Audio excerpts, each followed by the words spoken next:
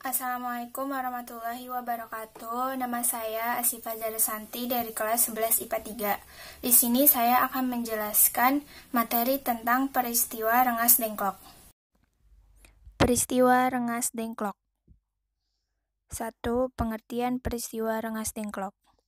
Peristiwa Rengas Dengklok adalah peristiwa penculikan yang dilakukan oleh sejumlah pemuda antara lain Sukarni, Wikana, Aidit, dan Khairul Saleh dari perkumpulan Menteng 31 terhadap Soekarno dan Hatta. Peristiwa ini terjadi pada tanggal 16 Agustus 1945 pukul 3 waktu Indonesia Barat. Soekarno dan Hatta dibawa ke Rengas Dengklok, Karawang, untuk kemudian didesak agar mempercepat proklamasi kemerdekaan Republik Indonesia. Sampai dengan terjadinya kesepakatan antara golongan tua yang diwakili Soekarno dan Hatta serta Mr. Ahmad Soebardjo dengan golongan muda tentang kapan proklamasi akan dilaksanakan, terutama setelah Jepang mengalami kekalahan dalam Perang Pasifik. Menghadapi desakan tersebut, Soekarno dan Hatta tetap tidak berubah pendirian. Sementara itu di Jakarta, Khairul dan kawan-kawan telah menyusun rencana untuk merebut kekuasaan. Tetapi apa yang telah direncanakan tidak berhasil dijalankan karena tidak semua anggota PETA mendukung rencana tersebut. Proklamasi Kemerdekaan Republik Indonesia rencananya akan dibacakan Bung Karno dan Bung Hatta pada hari Jumat 17 Agustus 1945 di Lapangan Ikada, atau yang sekarang telah menjadi Lapangan Monas, atau di rumah Bung Karno di Jalan Pegangsaan Timur nomor 56.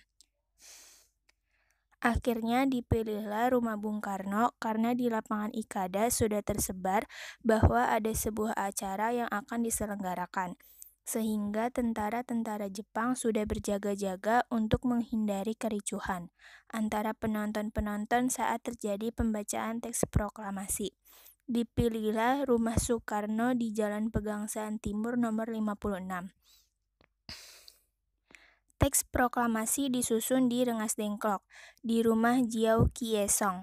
Bendera merah putih sudah dikibarkan para pejuang di Rengas Dengklok pada hari Kamis tanggal 16 Agustus sebagai persiapan untuk proklamasi kemerdekaan Indonesia.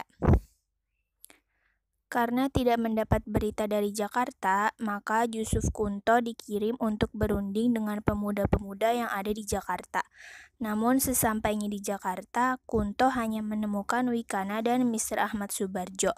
Kemudian Kunto dan Ahmad Soebardjo ke Rengas Dengklok untuk menjemput Soekarno, Hatta, Fatmawati, dan Guntur. Ahmad Soebardjo mengundang Bung Karno dan Hatta berangkat ke Jakarta untuk membacakan proklamasi di Jalan Pegangsaan Timur nomor 56. Pada tanggal 16 Agustus tengah malam, rombongan tersebut sampai di Jakarta. Keesokan harinya, tepat tanggal 17 Agustus 1945, pernyataan proklamasi dikumandangkan dengan teks proklamasi kemerdekaan Indonesia yang diketik oleh Sayuti Melik menggunakan mesin ketik yang dipinjam, atau tepatnya sebetulnya diambil, dari kantor Kepala Perwakilan Angkatan Laut Jerman, Mayor Laut Dr. Hermann Kandeler. 2. Latar belakang. Pada waktu itu, Soekarno dan Hatta, tokoh-tokoh menginginkan agar proklamasi dilakukan melalui PPKI, sementara golongan pemuda menginginkan agar proklamasi dilakukan secepatnya tanpa melalui PPKI yang dianggap sebagai badan buatan Jepang. Selain itu, hal tersebut dilakukan agar Soekarno dan Hatta tidak terpengaruh oleh Jepang. Para golongan pemuda khawatir apabila kemerdekaan yang sebenarnya merupakan hasil dari perjuangan bangsa Indonesia menjadi seolah-olah merupakan pemberian dari Jepang.